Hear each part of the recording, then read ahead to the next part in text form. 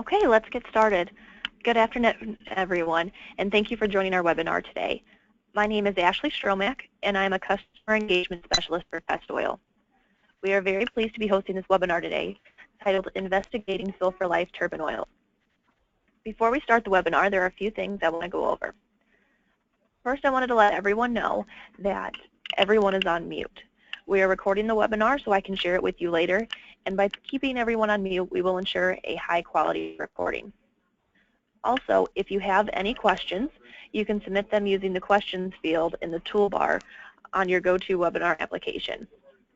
If we have time at the end of the webinar, we will address your questions, and if we run out of time, we can address those questions via email. Okay, let's get started. Today's presenter is Greg Livingstone from Fluitec International. Greg is the Executive VP of Business Development and has been involved with lubrication contamination control and condition monitoring his entire career. He's a certified lubrication specialist and has held industry leadership roles in several committees, including ASTM's Turbine Oil Analysis and Problem Solving Committee, and STLE's Power Generation and Wind Turbine Technical Groups. Greg has authored more than 40 published papers focused on lubricant condition monitoring and contamination control. So thank you for joining us, Greg, and I'm going to pass the controls over for you now. Excellent. Good morning, everybody, or good afternoon, depending on what part of the world you're in. Thank you very much for the introduction, Ashley. I think it's appropriate that Test Oil is putting a webinar on this subject for a couple of reasons. Firstly, I think Test Oil is well known in the industry, certainly in the world of oil analysis as being cutting edge, and this would fall into a cutting edge category. And then secondly, as we get into this webinar, you'll see that there's a lot of discussion of oil analysis, and so investigating or considering fill for life turbine oil is really is very dependent on high quality oil analysis, and certainly that's another thing that Test Oil is well known for. So again, thank you, Ashley, and we will start. So my presentation today, I will first start off trying to define what fill for life is and how we would actually consider this in a turbine application. I'll talk a little bit about why turbine oils fail, and then we'll talk about some options for replenishing antioxidants, both the feasibility, qualification, compatibility process, and long-term performance. Let's get started. So how do we define fill for life anyway? So essentially, fill for life, as the name implies, can you use a turbine oil on the initial fill and keep that oil for the life of the turbine and without having to change it? And the premise being that the best way to maintain a lubricant is to keep it clean and dry and basically away from any kind of human interaction. And ultimately, if you can remove the bad stuff, put the good stuff back in, is it possible to look at not having to change the soil? So in some applications, this would not even be considered. So if you look at your automobile, for example, there are some fill for life applications in your automobile. So some ATF fluids are fill for life. They're in a sealed box. They're not meant to be changed. Whereas engine oils, it's very hard to imagine with today's technology an engine oil being a fill for life application.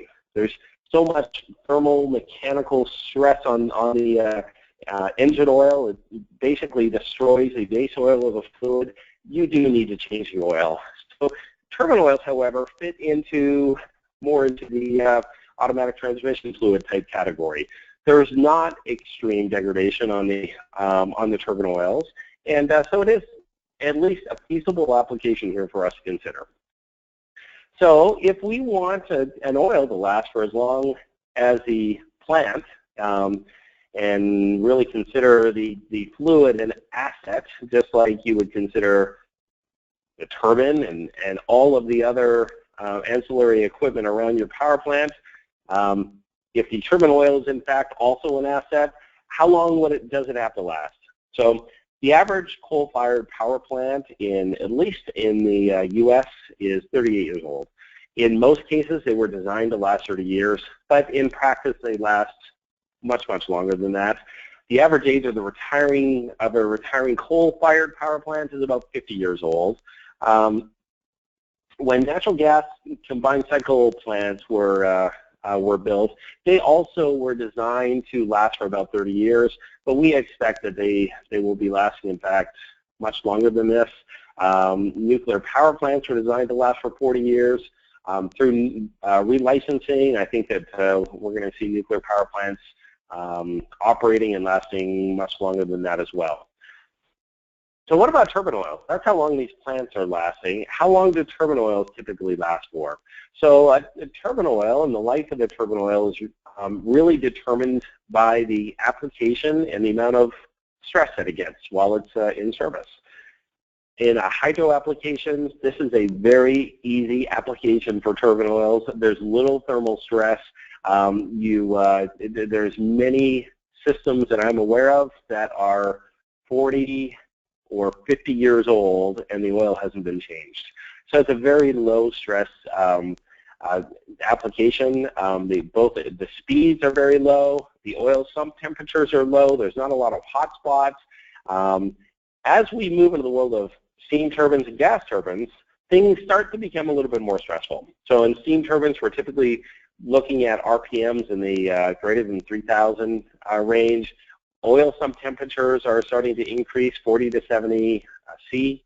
Hot spots. There's also some parts of the turbine lube oil system that can be exposed to much higher temperatures, and you can have some contaminants that get into the system that will shorten the life of the fluid as well. But typically, a good steam turbine oil will last for 10 to 20 years. There are some steam turbine oils that are older than that as well, but that would be a good average. Gas turbines are even more stressful. So not only are they a little bit higher RPM, but their sump temperature is higher, their hot spots are higher in the system. The average gas turbine with oil, and at least in a mineral-based oil and a large frame gas turbine, is about 6 to 10 years. So, and again, we do see some fluids that are lasting a little bit longer than that, but that's about average. So our fill for life objective is to have a turbine oil that will last for 40 plus years without any kind of performance problems, and by remaining within condemning limits throughout the life of the fluid. So we don't want to have to go through flushing, confined space tank cleaning, or other services to try to extend the life of the, or other outage type services on the fluid. Ideally, you don't want to have to deal with bleeding feeds, which are fairly inefficient. So if we can accomplish this, this is actually, this would be a fairly significant thing for both the efficiency and availability, reliability of a power plant. So when turbine oils degrade, I think sometimes we do see turbine oils that have been in, say, the gas turbine application for longer than 10 years or longer than 12 years, and in some cases we see that they have been in service for too long, or they've been not properly maintained. And when the fluids are not properly maintained, all sorts of performance problems can happen. One of the major ones, and it's certainly a high-profile topic in the world of gas turbines, is oil degradation products leading to varnish. Test Oil has had a few different webinars on this, but it's a high-profile topic in the world of gas turbines. It is very briefly, varnish can cause unplanned outages or fail to start conditions, predominantly due to sticking valves.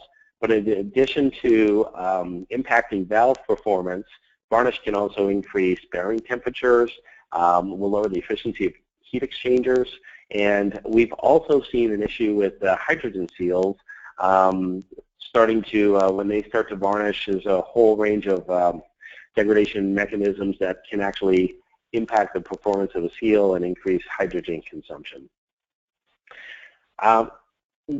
Another aspect of turbine oils and how they could lead to inefficiency is that changing oil is not so convenient. It typically takes place during, well, it does take place during an outage, a planned outage, but typically, and especially if you see in a combined cycle power plant, there's very few people that are operating and producing a tremendous amount of power during an outage. That's a very crazy period of time where there's a lot of people on site doing a lot of different things, having to also worry about changing turbine oil and doing a flush in the lube oil system when all of the parts are taken apart and you have contractors all over the place. It's another aspect that just adds to the complexity of outages. And in many cases we see, and especially in old steam turbine systems, if you start to do high velocity flushing in these systems, there are some other risks that can creep up. And so there's certainly some inherent risks that come along with flushing as well. So how do we currently define the end of life of turbine oil? So the standard that most people use at this point is based on ASTM method. D4378 is if you're operating any power plant equipment, or even if you're just involved in condition monitoring, D4378 is a very valuable standard and provides it's a guideline that's used to help in the monitoring of steam and gas turbines. And typically in ASTM D4378, it suggests the end of the life of the turbine oils when 25% remaining RPBOT or antioxidants are left in the fluid. So a couple different ways of measuring that. The ruler test is a way of measuring the antioxidant level. RPBOT is still, stands for the rotating pressure vessel oxidation test.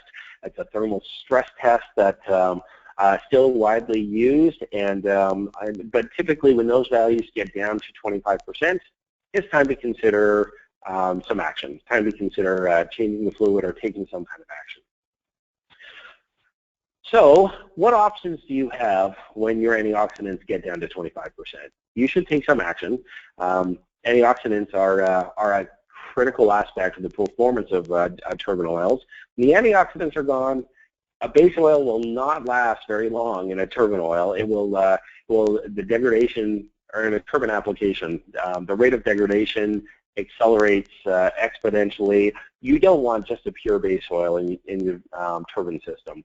So some of the different options you have is bleed and feed, common way of taking a certain percentage of the in-service oil out and then replacing it with new oil. You can dump and flush and recharge the system with new oil, or you could consider replenishing the antioxidant levels.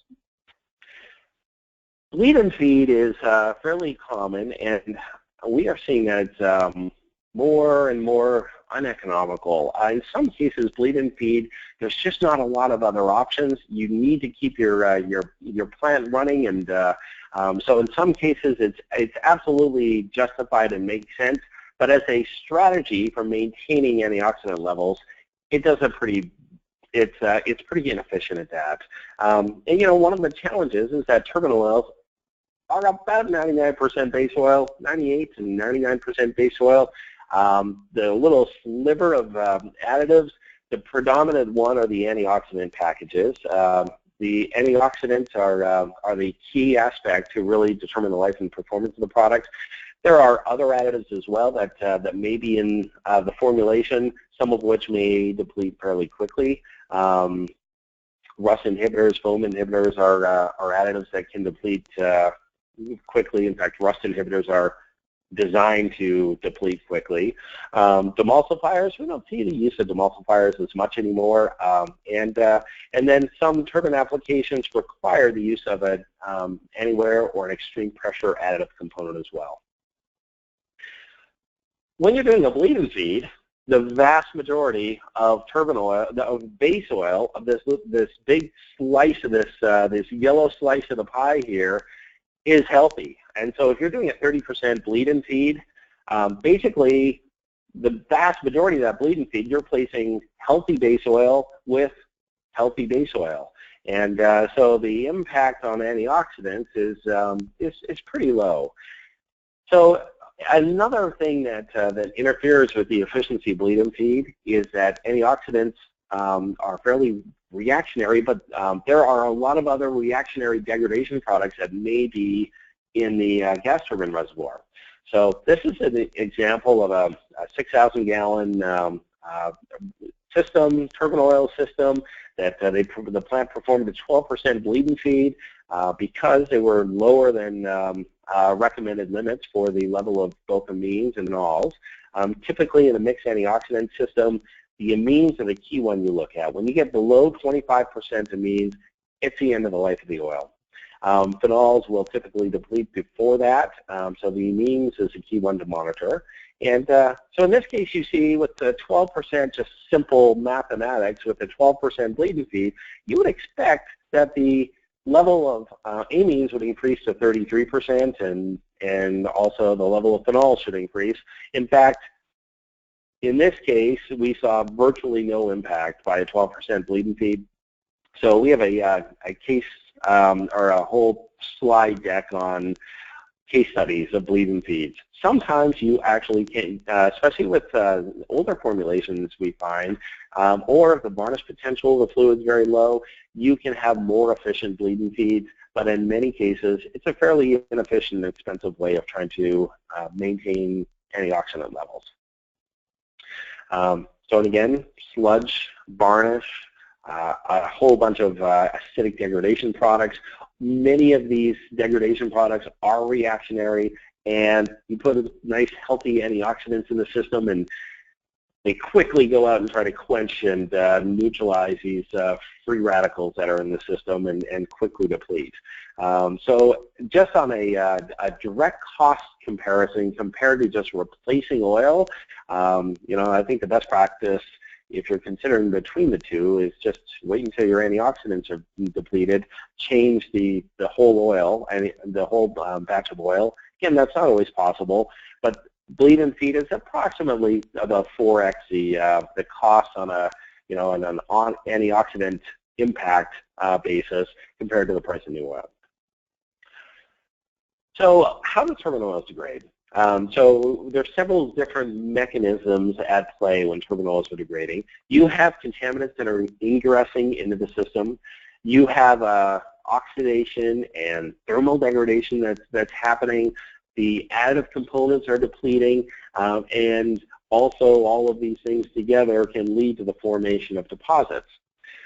So ultimately, if we're looking for a fill for life, if we're considering a fill for life turbine oil, all of these things need to be addressed. And so how do you go about addressing these? For contaminating ingression, certainly you want to minimize any kind of contaminants that could get into the system. But in most cases, if you have dirt and water that get in the system, these are common contaminants that are easy to remove. Most turbine oils or turbine systems are designed with very good filtration systems built into them that can easily remove contaminants and dirt that's ingressed in the system. What about oxidation and thermal degradation? Minimize and remove. So ultimately, we want to try to minimize the amount of degradation the oil is exposed to. So you may think, well, there's not a whole lot I can do to impact the rate of degradation of my turbine oil. You know, one thing that's well known in the industry is that every 10 degrees C rise in temperature doubles the rate of oxidation. So it's not like you can lower the reservoir 20 or 30 or 40 degrees to reduce the amount of degradation that's, or oxidation that's happening. But there are some modes of degradation that happen in turbines that you can, in fact, remove from this equation. So an example of this would be spark discharge. Spark discharge is a well-known phenomenon that happens in many gas turbine systems. This is you know, creating an extremely high spark, typically that occurs when the fluid is flowing at a high flow rate through mechanical filters. Well, you can actually remove this mode of degradation. There are methods to completely eliminate spark discharge from occurring, for example. Deposit formation, if you have a high MPC value, a membrane patch colorimetry, or ultracentrifuge value. So in other words, there's a lot of degradation products in the oil suggesting a lot of varnish in the system. Well, there are technologies that have been designed to remove those degradation products. So this is also something that can be removed and minimized in a Fill for Life program. What about antioxidants? So if you'd want to avoid doing bleed-in feeds, what if we put the antioxidants back into the in-service oil? So replenish antioxidants would be the key way of trying to handle this mode of fluid failure in a Fill for Life type program. So the big thing is, how can this be done efficiently and safely? So I'll talk about this here a little bit. Basically, the criteria for success, if you put antioxidants back into an in-service oil, there's three key things that you really want to look at. The first is that antioxidants, in many cases, they can be solid, they can be extremely viscous. They're not so easy to add into an in-service oil. And in fact, there's very sophisticated blending equipment that's required in the formulation of turbine oils. So you can't just have raw antioxidants and sprinkle or dump them into a turbine oil system and expect them to immediately become miscible and dissolve in the turbine oil. So you must address that. The second thing is, anything you add to the in-service oil, it has to be compatible. You can't take an off-the-shelf antioxidant package and just randomly dump it into a system. Well, you can, but all sorts of adverse effects could occur if you do that without properly testing the fluid. And then ultimately, if you put antioxidants back into the oil and they all deplete in 6 months, that is not so valuable. So you want the antioxidants to provide long-term success and be stable in the formulation and have a rate of depletion that's pretty similar to the rate of depletion of the new originally formulated antioxidant system. So I'll talk about each of these here a little bit. The first aspect, again, this is one type of antioxidant that's an amine type antioxidant that's used in some formulations. You can't sprinkle this into turbine oil. You really need to generate a concentrate that is of similar viscosity that allows the end user to simply pump into their system, immediately have it mixed into the operating fluid, and quickly disperse without having slugs of antioxidant or other additives somewhere in the system. So that's the first thing. You have to develop a concentrate for this. The next part is that you need to make sure that whatever you're adding is compatible. So there's a couple aspects of this. It's not just, is the antioxidant and the components that you're adding to the in-service oil, is it compatible with the existing formulation, but is it compatible with that specific oil and that specific turbine? And so I think that's a really, really key aspect of this program, and something that you really, if you are investigating antioxidant replenishment, this is a critical aspect of to evaluate the candidacy of an in-service oil. So, you know, I think that there are many, many, many different types of antioxidant chemistries available. You know, you really need to have someone that's formulating that's intimately familiar with both antioxidant chemistry and the chemistry of the in-service oil that you're using. So again, not advisable to buy an antioxidant off the shelf from an additive supplier and just start dumping that in. You really need to have someone that with a lot of experience and formulation experience involved in this. You know, we hear all the time that antioxidants and additive components are balanced. There's a very fine balance between these different additive components. This is especially relevant for any surface interacting additive components, but antioxidants as well. There's many antioxidants that act synergistically with each other, and there are antioxidants that act anti-synergistically. So it's important, if you're putting anything back in the oil, that you're looking at rebalancing the formulation. The carrier fluid or the concentrate, you have to have that compatible, obviously, with the in-service turbine oil. And then the type of antioxidants, treat rates, all of this depends on the original formulation of the product and the current condition of the oil. So, and again, upfront testing is really necessary to help predict the results. So we talked about antioxidant formulations and balancing this. And so how do we consider rebalancing antioxidants while they're in service? So this is just a quick, a little bit of data here that shows the impact of adding antioxidants to in-service oils, and in some cases where you see a synergistic effect, and in other cases you see an anti-synergistic effect. And very quick definition that I just defined synergistic as 1 + 1 = 3, and anti-synergistic is if 1 + 1 = 1.5.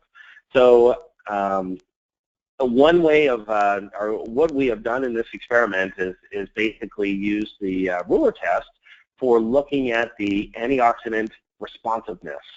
So the ruler test is not directly measuring the antioxidant, the concentration, but it's directly measuring the responsiveness of the antioxidant formulation. So here we have 40 in-service oils that we have treated with or we are about to treat with an antioxidant, and this level here is representing our calculated level of antioxidants after we treat the fluid.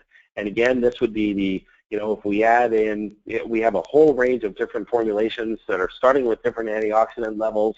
We have a whole range of different in-service oils that all have various amounts of antioxidant left in them. So again, on average, we're looking at ending up with about 1% antioxidant after we put in this in, and again, this was all done in a laboratory. So this is the actual responsiveness. And so you see in many cases, we are measuring the antioxidant responsiveness is actually higher than the actual predicted value. Again, we're not creating molecules here. This is basically measuring, it's a method of measuring the synergistic effect of different antioxidant chemistries. So if we look at this, there are several oils that there was minimal synergy observed. There were several oils where we had really outstanding antioxidant synergy. And then there are several oils where we would consider this anti-synergistic. The predicted level of antioxidants was higher than the actual level after we added it into the in-service oil. And so we would say that these oils should not be considered candidates for additive replenishment. So how do we go about going through the full battery of tests to qualify an oil before you consider putting this in the field? And again, this is a lot of this is based on the ASTM D7155, which is the compatibility test that's set up for turbine oils. And I think that this is kind of a logical approach at determining whether or not an in-service oil is suitable for putting antioxidants in. So the first step is running some oil analysis and determining the condition of the in-service oil. Based on this, oh, sorry about that. Based on this, then we determine appropriate antioxidants to be able to blend back into this formulation. There's an aging and compatibility test that's performed as described by D7155. And then basically there's post-aging analysis, and we run the same battery of tests after putting antioxidants in compared to the in-service oil and compare the results. And essentially, if there's no negative impact and there's also a significant antioxidant response, the fluid could be a candidate to consider antioxidant replenishment. So this is an interesting case study. This is a case study with a combined cycle plant, 3 natural gas-fired turbines that are working in concert with 2 steam turbines. So it's a 3-on-2 block. They have a mixture of 2 different oil formulations. So they have a Group 1, but recently a Group 1 turbine oil that recently they've been topping off with a Group 2 oil.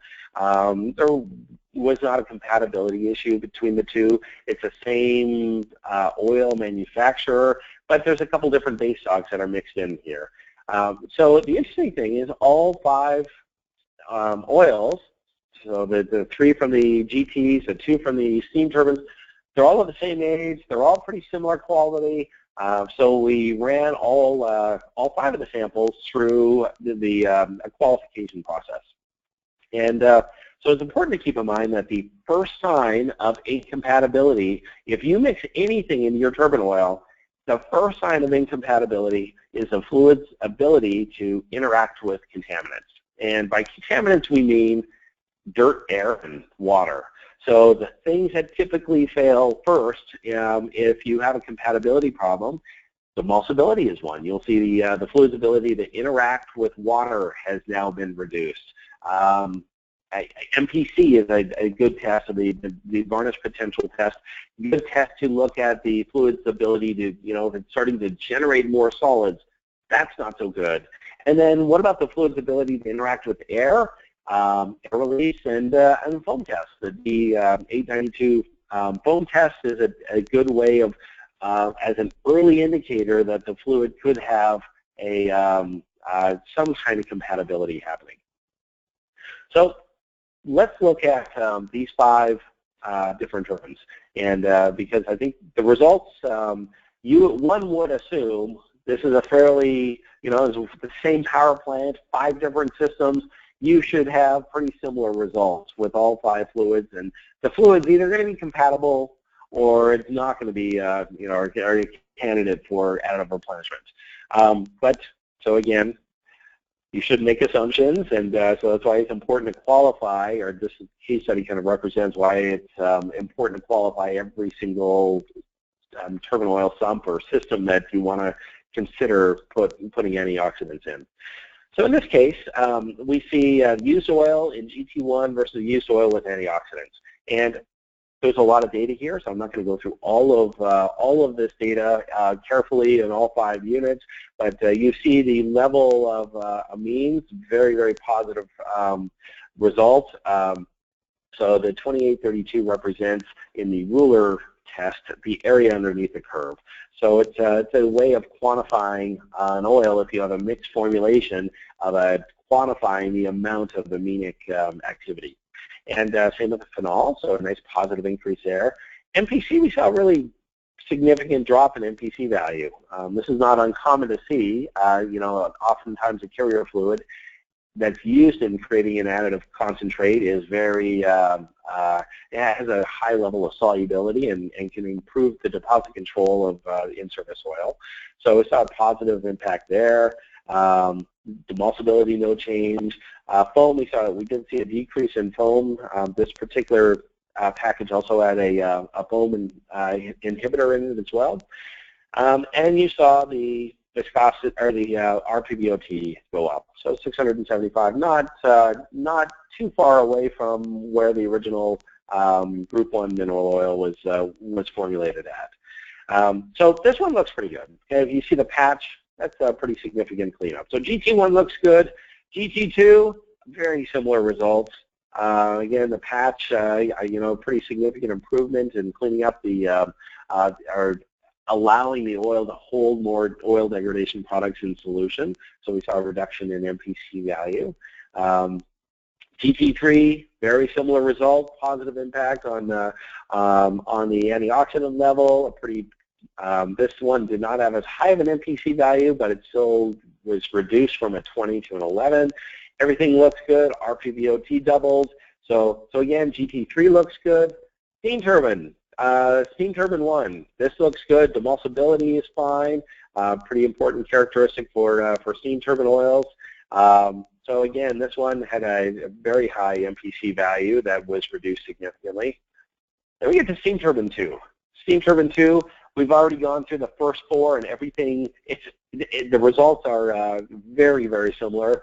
Steam turbine 2, we see an increase here in demulsibility. This is not so good. We see actually an increase in MPC values.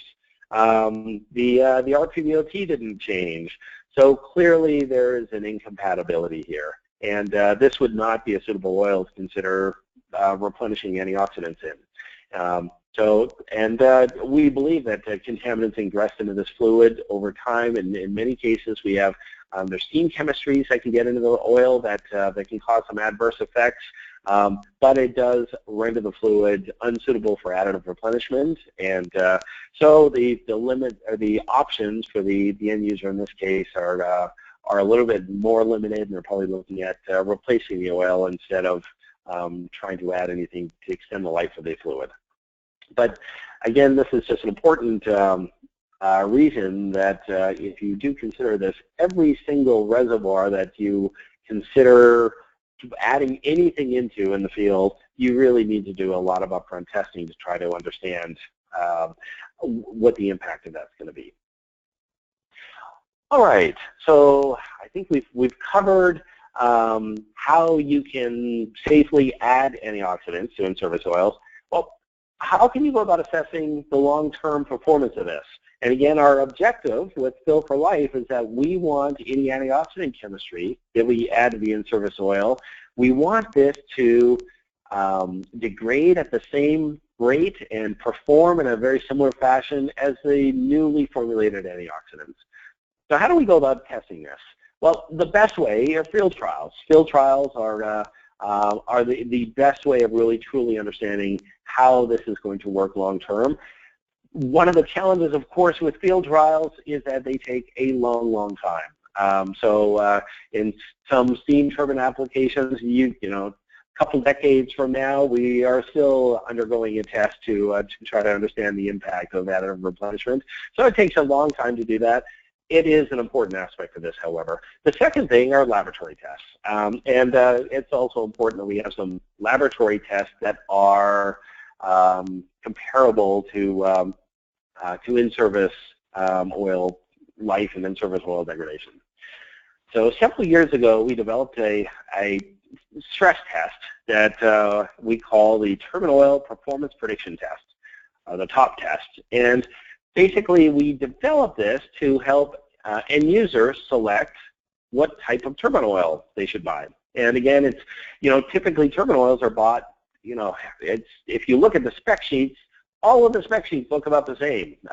They all meet spec, and it's really, really hard to differentiate the performance of different turbine oils just by looking at the spec sheet. So the best thing to do is generate some data. So we developed this stress test to help end users generate some data and make better purchase decisions for new turbine oils.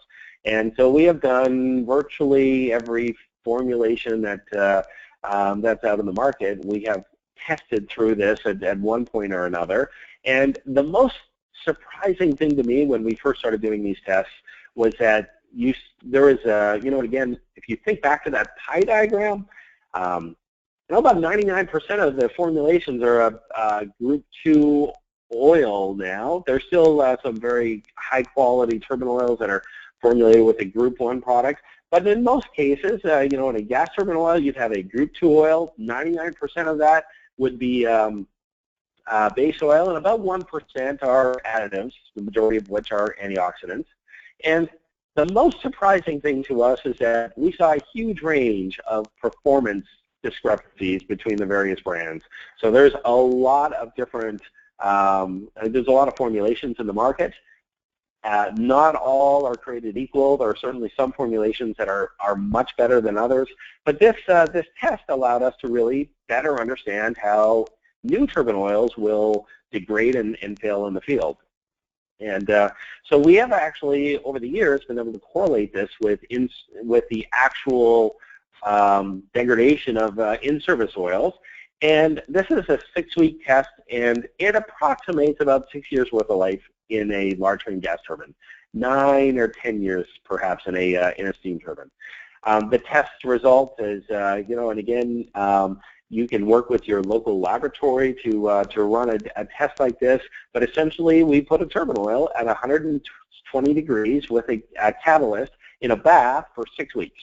And then we monitor it every week and run a whole bunch of tests and see what happens to the fluid. And so some of the tests that we look at, varnish potential, the RPVOT and ruler test, infrared, in many cases we'll look at you know, demulsibility or rust, or see some of the other characteristics of the fluid and if it may be impacted by you know, accelerated oxidation in a lab environment. So we thought, well, we've got a lot of data on new turbine oils. What if we took an in-service turbine oil and put antioxidant in it and ran the same test. And so we've done, our hypothesis would be that this would be a fairly good way of trying to predict the performance of reformulated antioxidants. So we've done that, and so I'll show you some of these results here. And again, so what we're looking at are the percent antioxidants. And again, in this the top test, there's a lot of other tests here, but in this case, we're just showing the antioxidant percentage. The condemning limit again is at 25%, and so we have a new oil here. The new oil obviously starts with 100% antioxidant. At the end of the top test, 35% remaining antioxidants were in the fluid. So we would estimate this would probably last for about 7 years in a gas turbine. And you know, we actually have a fair bit of data that shows this formulation. It works pretty well in a large ring gas turbine for about 7 years. So now we have an in-service oil. Our in-service oil had 60% remaining antioxidants. So we would say it's you know, we have less than half of the life of the oil. Again, keeping in mind the condemning limits at 25%. We put antioxidants back into this fluid, and again, in this case, we actually ended up with a higher level of antioxidants than the new oil formulation. So we started at the used oil plus antioxidants, 165%. At the end of the stress test, we ended with 112% antioxidants. So what this is suggesting is that after about 6 years worth of service, you would expect still to have about the same level of antioxidants as a new formulation. So we would estimate that the reformulated oil in this case, after it's been in service for 6 years, after the antioxidants have been replenished in the fluid, this should last for about another approximately 8 years or so. So, so I think that this is a the other thing that was significant for us in this test, and we've done many of these tests with in-service oils and replenished antioxidants. The rate of degradation of a replenished antioxidant molecule is very similar to that of a newly formulated antioxidant molecule. And so, and again, that was one of our criteria for success. So we would consider this to be a, you know, to have a good potential long performance. And again, the loss of antioxidant in the new oil is 65%, the in-service oil 53%. So the rate of degradation very similar between the two. Another interesting thing to look at are RPVOT values. So again, the rotating pressure vessel oxidation test is an accelerated oxidation test measured in minutes. So we look at the same results here. We had the new oil had a 1250 RPVOT value. At the end of the test, it was 550 minutes. So we added, after we took the in-service oil, added antioxidants to it, the in-service oil ended up with a, or the oil prior to stressing had 800 minutes. So it wasn't restored back up to the new oil level, but it was restored back to a stable, appropriate point. Again, the RPVOT is not directly measuring antioxidants. There's other factors that go into these results as well. But the interesting thing, at the end of the test, we actually ended up with about the same, you could even argue a little bit higher RPVOT value than the beginning of the test. So RPVOT retention, very, very good. So ultimately, having a field test should provide the best data. So this is an example from a 4-year-old gas turbine that the oil was 4 years old, and then this was 5 years ago. They put antioxidants back into the fluid. The level of antioxidants increased significantly, but as 5 years later, it's still hanging in there and doing very well. It's still actually a higher level of antioxidants today than it was 5 years ago when compared to the new oil. And the other interesting thing is that the RPVOT value as well has, following the same trend, has actually increased over time. So this is a little bit counterintuitive. How can you stress and use an oil and have the RPVOT value increase? But although it's counterintuitive, there is some science behind this, and maybe another presentation we can dive into the chemistry of this. But there are some known reasons why an in-service oil may in fact have a higher RPVOT value than a new oil formulation. So the big thing that I think we took away from this case study is that I think there's some strong data suggesting that antioxidants can be added to in-service oils in the field successfully, and that the data generated from this is really similar to the data that was generated in the laboratory stress test model. Another key part of this plant has an exceptional maintenance program. They have a person that's really dedicated to maintaining high quality turbine oil, and so they've gone through great efforts to try to they've used a varnish mitigation system, great efforts of maintaining low levels of degradation in the fluid. They've eliminated any spark discharge in the fluid, and they have a phenomenal maintenance condition monitoring program as well. So all of this ties into it. If you have you do all the best testing in the world and replenish an oil with the best antioxidant system, but you do a bad job of just maintaining the fluid, or you don't do any analysis on the fluid, then that's not going to be so successful. So ultimately, there is some responsibility here for the plant as well to have a good maintenance program, good condition monitoring program. So a quick summary in this is that, again, we talked about what a fill for life turbine oil is. We would expect a fill for life oil to last for 40+ years, be within spec the entire time, and be problem-free. Key component of this is replenishing the depleted antioxidants, the sacrificial part of the oil formulation chemistry. A lot of expertise is required to do this, and certainly a lot of upfront testing and qualification with a high-quality lab is required to do this here as well. So when the oil is qualified, we see that it can in fact perform very, very well, both in the field and in with accelerated oxidative stress tests in a laboratory environment. So far we've shown that the addition of antioxidants can at least double the life of in-service oils. So are we at the point where it's feasible to have a fill-for-life turbine oil? If you're able to remove the bad stuff from the fluid, replenish the good stuff, can you have an oil last the life of your turbine? Well, we think that it's certainly possible to do this. Another key component of this is looking at multiple antioxidant treatments over 40 or 50 years.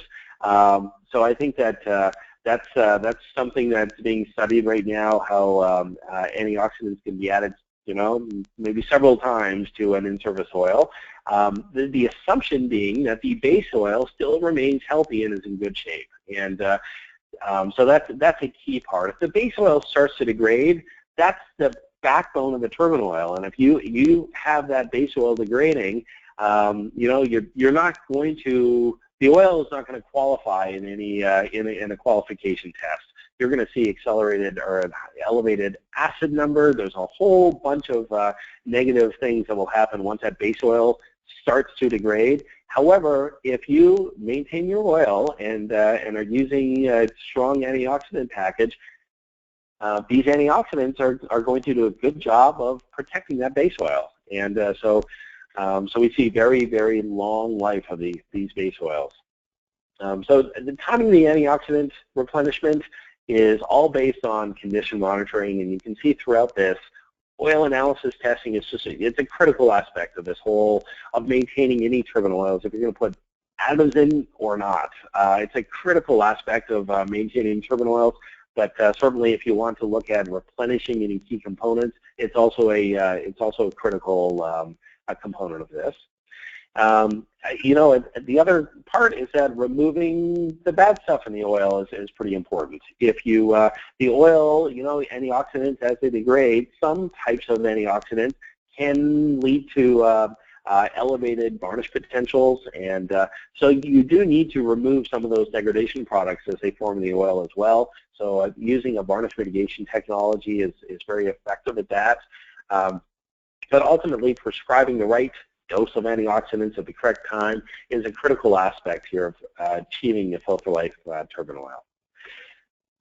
So I think that summarizes my presentation. I very much appreciate you logging in and listening into this, and I think we have a little bit of time for some questions. If anyone that's listening has some questions here as well.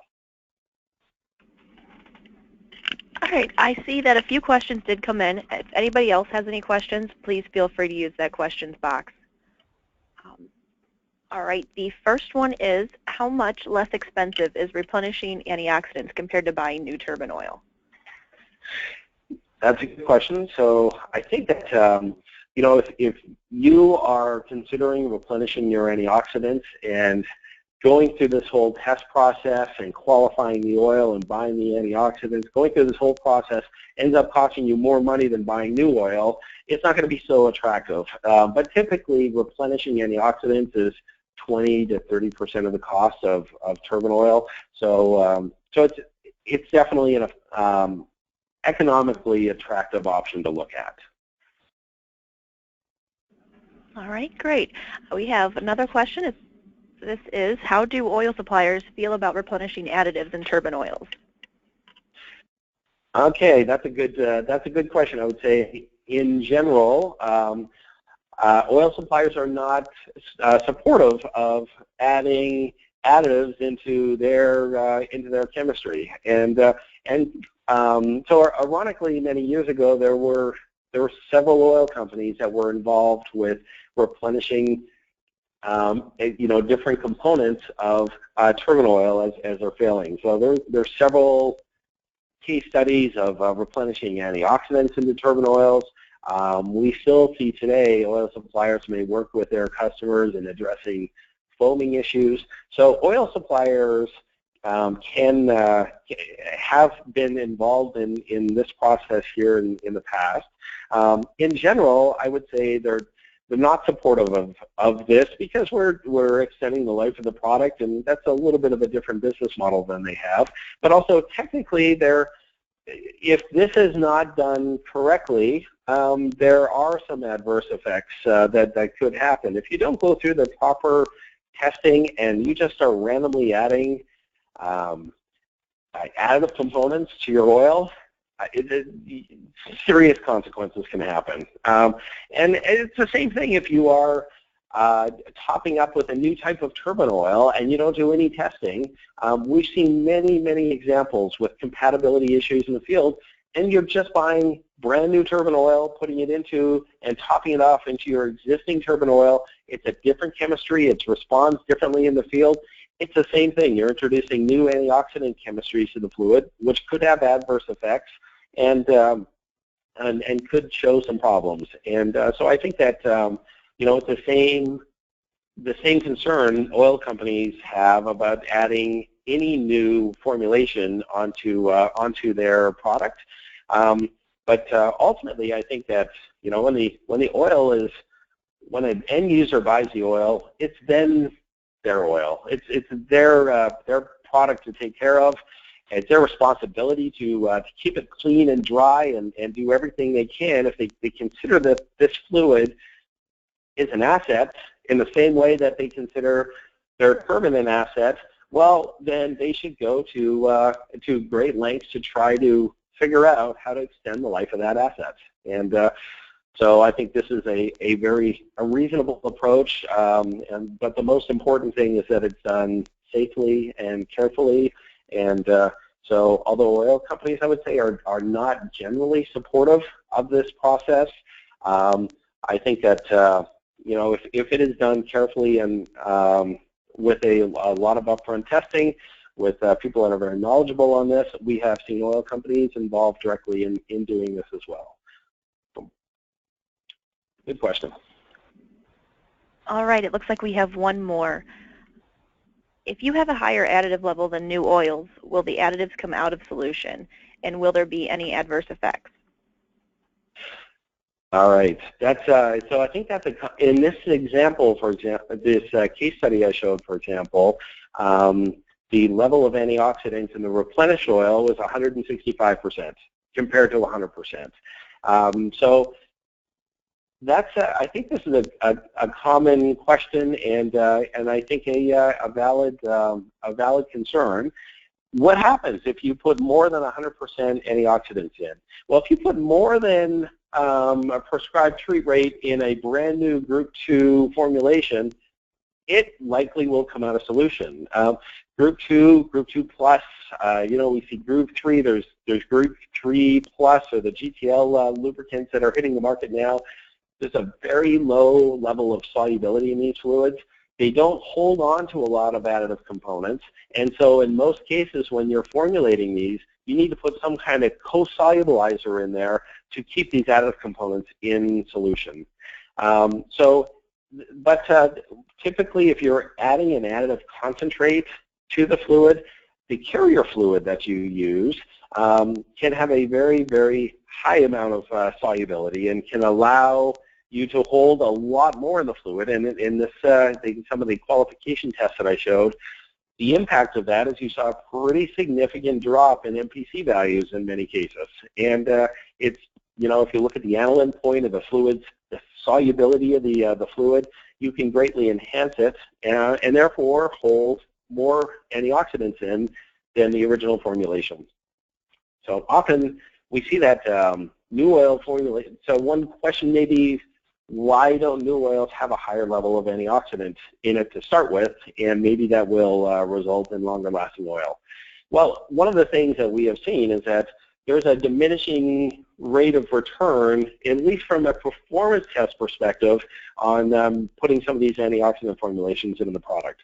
So for example, you may have a certain RPVOT value at a 0.5% treat rate of antioxidants, and at a 3% treat rate, you may have the exact same value. In some cases, it could even be lower. And a 0.5% treat rate may meet all of the OEM specifications, may be just suitable like that. So there's not really an incentive to add extra antioxidants where there's not a measurable, quantifiable difference. In this case, in reformulating an in-service oil, although we don't see, we do also see kind of a diminishing rate of return for RPVOT tests. Over time and in the field, we see that the result of this is an extremely stable RPVOT value. That RPVOT does not change over time. So the long-term effects of adding or putting even a higher level of antioxidant in the original formulation are essentially a longer performing, longer lasting turbine oil. I would say there are some additive components, however, that are that you absolutely can overtreat. And so one example of this is a foam inhibitor. If you put foam inhibitors into an in-service oil and you put too much in, the effects can be really significant, and you can end up with a much more severe foaming problem than you started with. And so we've seen this in the field, and so this is something I think that we are much more concerned with and much more careful in testing, putting in a component like a foam inhibitor back into an oil rather than an antioxidant, where the an overtreatment could cause some significant problems. But in general, having a high level of antioxidant than new oil does not pose a risk to the operation of the turbine oil or the long-term performance of the turbine oil, provided it's gone through proper qualification before you do this.